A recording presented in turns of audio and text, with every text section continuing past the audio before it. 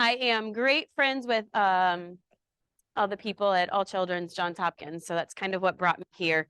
Just really quick, so I know who I'm talking to in the crowd. RNs, I know a few of you raised your hand earlier. Medics, 911, or all transport? 911. All right, cool. It just kind of helps me. This is going to go quick because this is just a half-hour talk. But we recently started this program in April in conjunction with Cardinal Glennon in St. Louis. And I start with a 4-minute video because it really recaps the whole program. So I'm going to play the video first, and then we'll go through the slides. And we'll kind of talk about some special needs cases and kids, really, because I know that's what you're here for.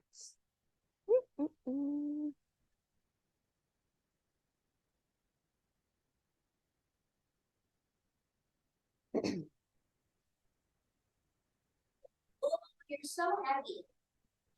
You're heavy. My name's Natalie Young, and my son is Reed Young. He was born at 26 weeks premature. He was born at 1 pound 3 ounces. He was 11 inches. He was small. You see his ET tube? See how big it looks on him? Yeah. It's a 2.5, just to give perspective. On an order.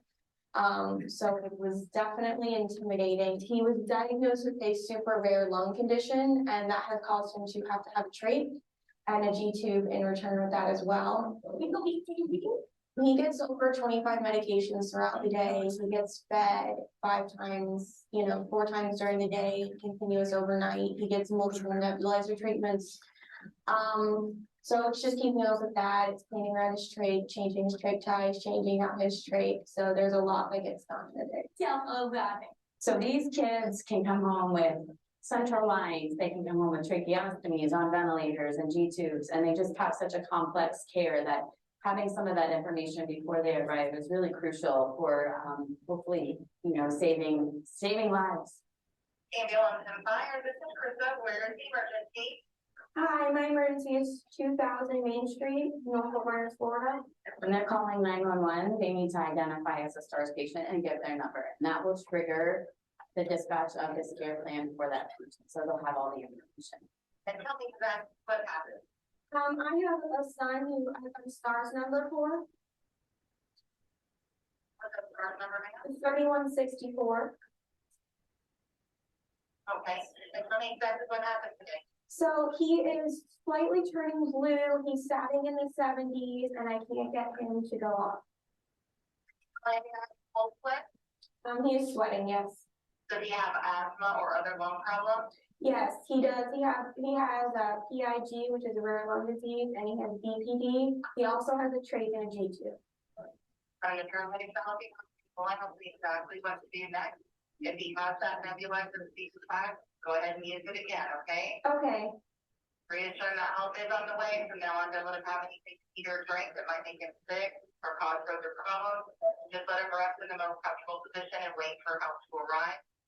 Because he is not alert and semi-conscious, I'm going to stay in the line with you as long as I can. Watch him very closely, unless any changes. If he becomes less awake or starts getting worse, tell me immediately and from the service bring with him. Okay. The STARS program was started actually at Cardinal Glennon in St. Louis, and they are expanding here in Florida, and we are the first to start this in Florida. But the program is really based on identifying special needs from the hospital and then the public outreach and educating EMS on these patients and being able to have a care plan specialized for these kids on their way to an emergency so that they really can kind of get to know the baseline of the child before they arrive.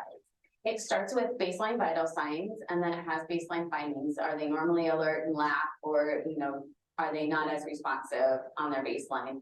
It has what some of their diagnoses are. It has a list of what to do in an emergency. It has a list of their meds, and it also has a picture of them on. We have a lot of patients that are really complicated, and we don't know what we're walking into right away. So having that information beforehand to plan and create a plan with your partner and come in prepared would be really helpful in the field.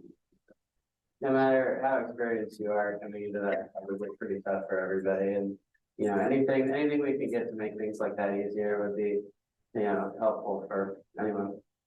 For me, it's them knowing, kind of like a rough draft, a summary of him in general and everything that's wrong with, not wrong with him, but every challenge that he has at the moment. A lot of times with patients like this, we go to the parent anyways for advice. So if we come in with a little bit of knowledge, it kind of helps us communicate. It gives me very good peace of mind knowing that, you know, they do have that information on him coming into my home. This is the type of people I love.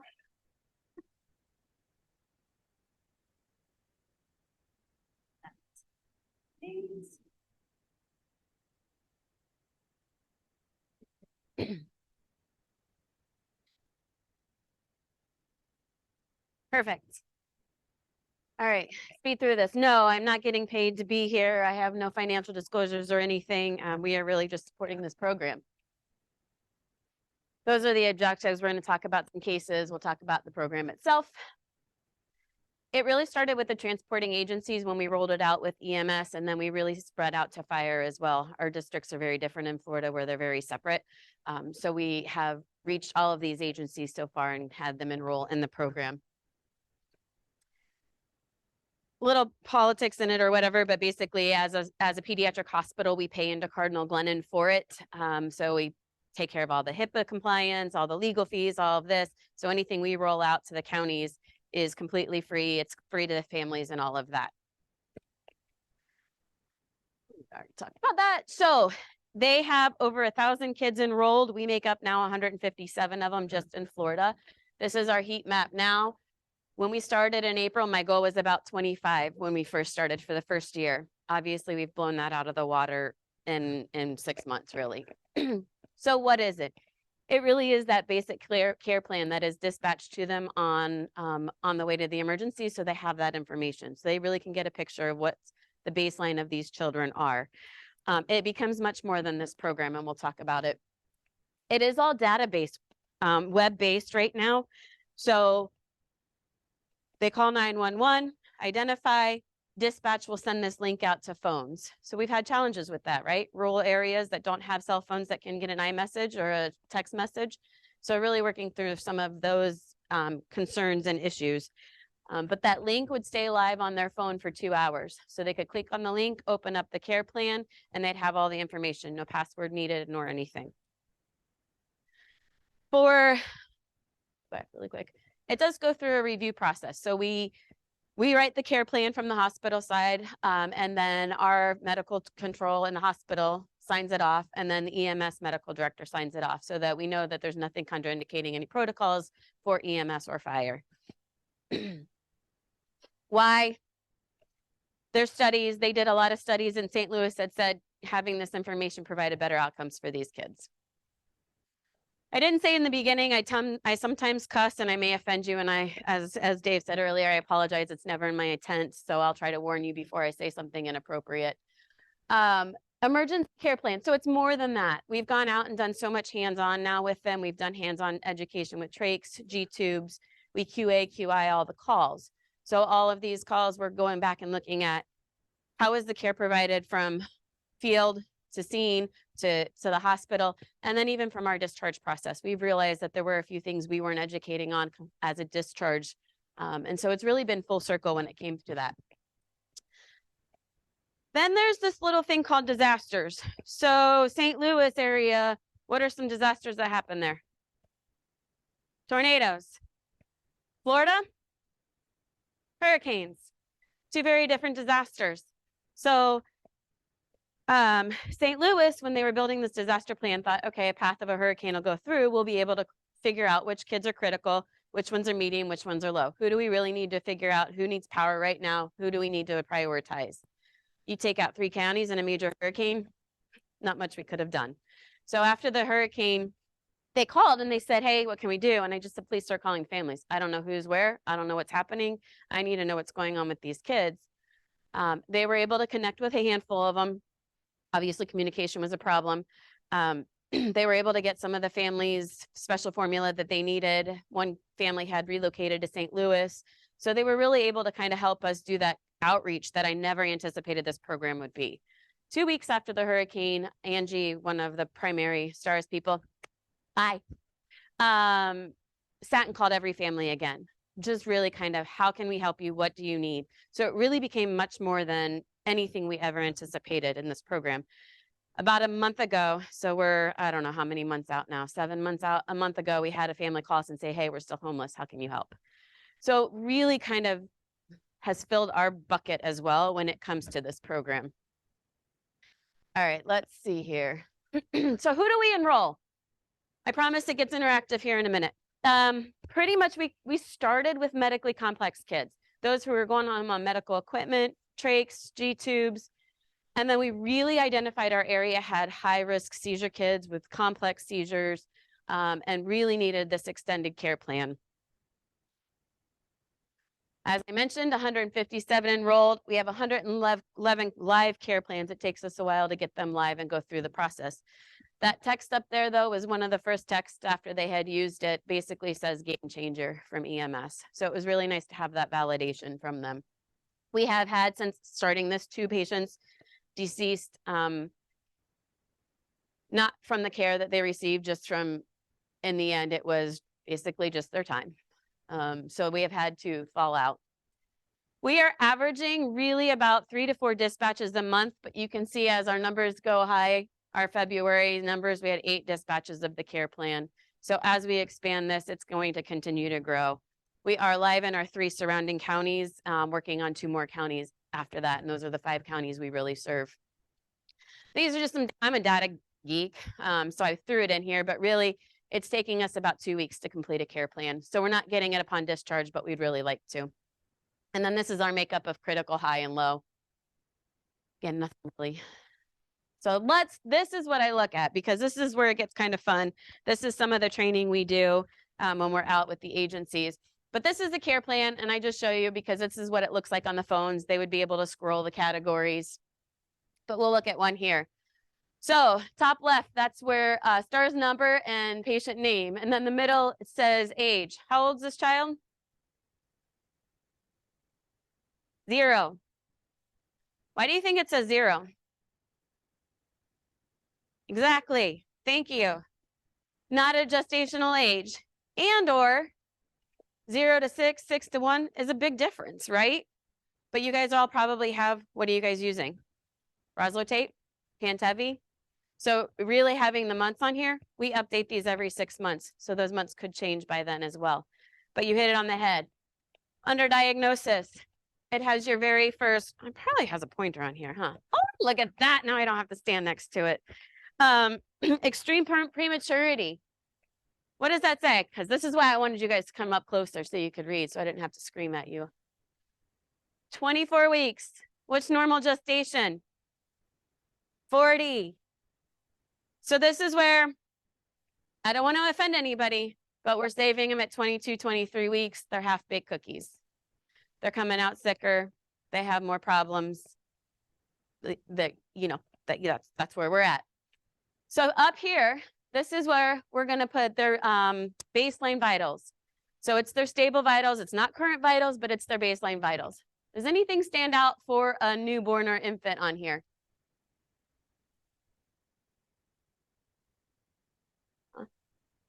Hypertension. Yeah, the blood pressure is a little high. And then, oh yeah, the SATs, 98%. There's a little word under there.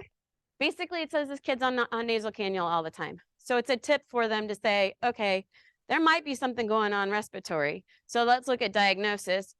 Oh yes, he has BPD and he's got a heart thing going on.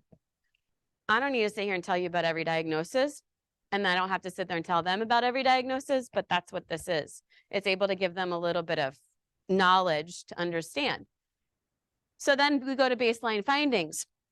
All of our baseline findings written in this are going to be standard verbiage unless it's abnormally abnormal, and you're going to see longer sentences. So for this one, let's go back. Neuro, awake alert, age appropriate this time. Respiratory breathing should be without nasal flaring, grunting, or accessory use muscles, requires nasal cannula.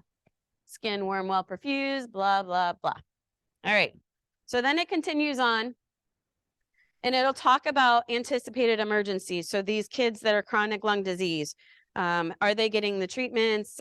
You know, what kind of oxygen are they on? And then there's G-tube dislodgement. So this is what I don't know. Do you guys replace G-tubes in the field? We don't in Florida either. So it's an automatic transport. So having them understand some of that information. Then there's two types for our area. There's G-tube and GJ tube. Anybody know the difference? I see somebody smiling in the back. You want a piece of candy? I have candy to throw if you answer the question.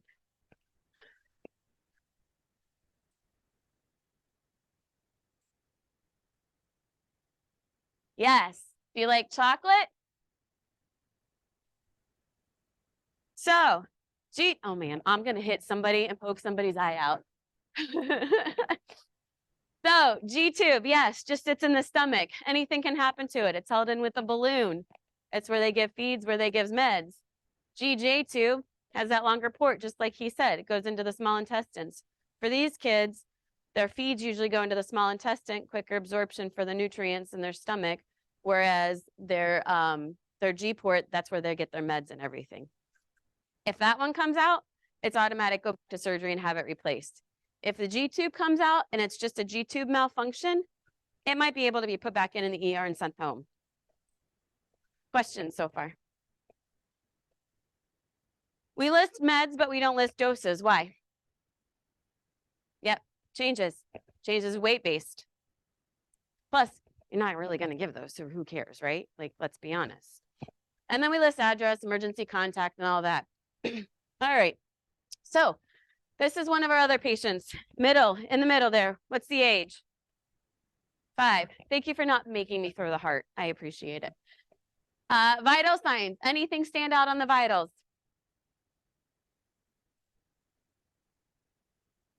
Not really. Respiratory might be a little high. Nothing really to write home about. All right, so then we look at, okay, here's his diagnosis. Yes, he has Down syndrome, but his major thing that's going to cause his emergencies is his seizure disorder.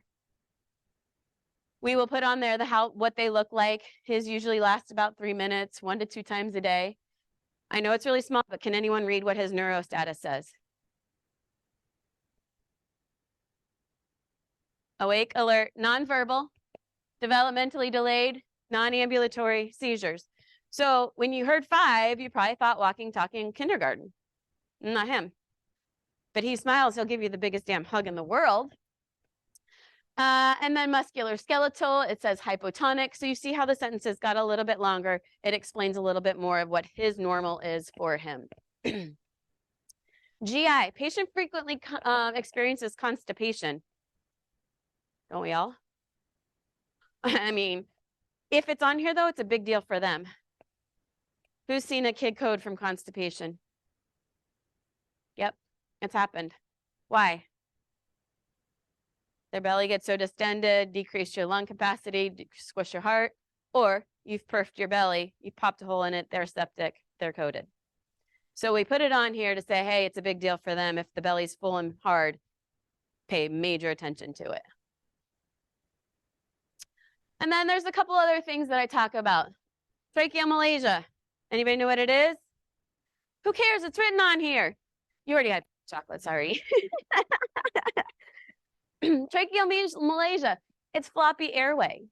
So if you walk in and you hear the kid going, are you going to freak out? Probably. But knowing that's his baseline, now you're going to go, hey, caregiver, mom, dad, whoever you are, is this normal? Is this baseline? What's going on? So it really gives them tips and tricks. Chronic constipation's on there again. Again, we try to find it in different areas. He has a vagal nerve stimulator. What's a vagal nerve stimulator? It's a machine. They swipe. It's a magnet. Stimulates the vagal nerve to help stop his seizures. What happens if we swipe it too much? What do you do when you stimulate your vagal nerve? Brady. So now we've got seizures. We're braiding. Oh, and then let's throw in the ketogenic diet. What is your low glucose that you treat at in your protocols for peds? I don't know. I don't know what your protocols say, but 60 probably, right? So his blood glucose range is 50 to 80. So if you walk in and his blood glucose is 60, I'm not saying don't treat, but I'm saying you might want to be careful because that's going to throw him into seizures. Now we've really spiraled him down. So really, you can see how having this information for them really is going to help the better of these care of these children and the outcomes. Meds, again, I say we list them. If you see laxative and stuff on there, that's why we put it on there. That's the third way now to really kind of capture. Constipation's a big deal. He's probably already had something happen, and that's why it's on there. And then a couple more, we'll just almost done here, but we put in a bunch of them that have osteopenia too. What's that? Brittle bones. Bones break really easy. You pick them up, change their diaper quickly. You could snap their femur. So when you need access on these kids, what are you going to do? IV, IO. And I'm not saying not to. I'm just saying you better be careful. You better check placement 3 or 4 times, right? Really check it. Has anyone ever drilled an egg? It's actually, drilling an IO is way more gentle than you really think. So I say take it back to your educators. Tell them to get an egg out, drill the egg. It's really a cool practice. All right, let's see. What else do I got really quick for us? Yeah, more seizures. I know there's one more that I really...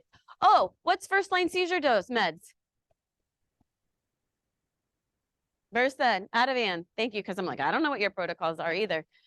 Let's go back really quick. Yeah, of course, no, I'm not going to find it in a hurry. These kids are on 10 different seizure meds. Think that's going to work? Probably not. So it's a matter of having that information to say, okay, I'm not saying don't give your Versed or Ativan, but you may have to go to a second dose, call medical control. Yes, sir. Yes.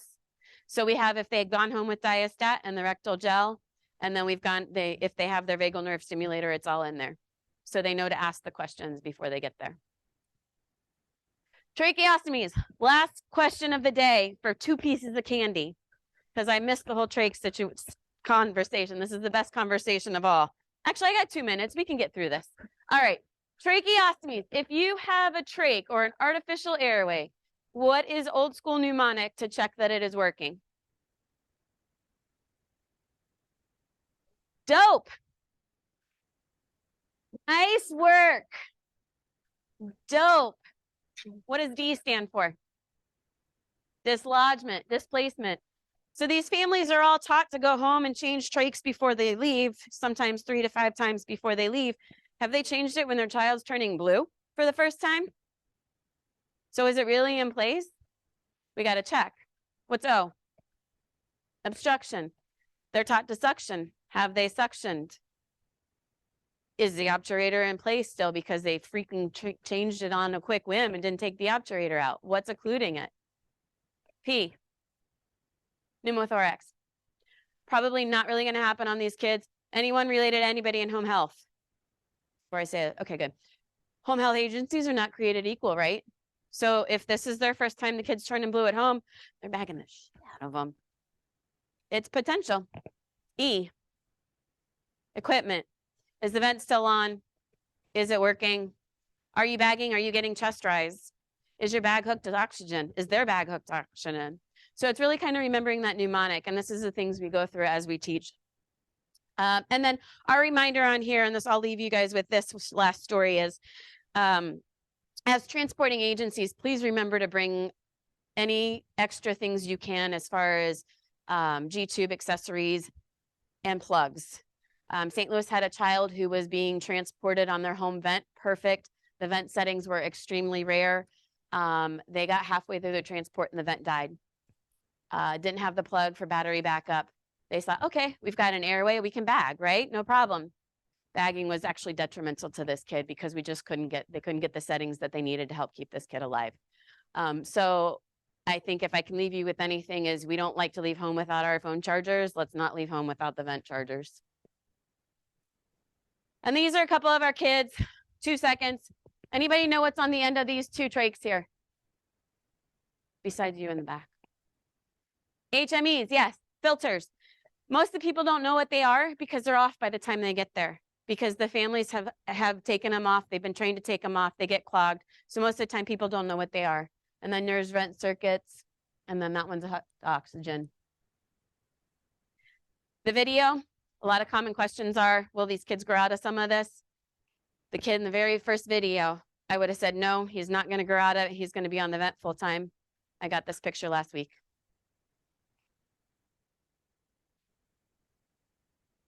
Yes. Yep. Like 14 months now.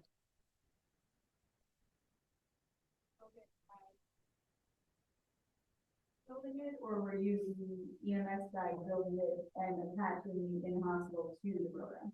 We built it from the hospital out. So we started with, I didn't say in the beginning, I'm the transport team manager. So EMS had brought it to me as a, can we get the hospital on board? I presented it to leadership. So we built it from that and then built it out. I'll get you contact information. You're welcome. If it's like someone is manually going in and everything. We have started a newsletter for the agencies, but we are in constant contact with the families too. So, and that's why it benefits coming from the hospital side to build out, because you start with that care plan, you have that patient's chart, all that information. There are other programs out there that allow the families to enroll them and put the information in. It doesn't become as medically specific. I'm not going to bash another program. It just, there's an element you lose there of that clinical information that we've been able to provide.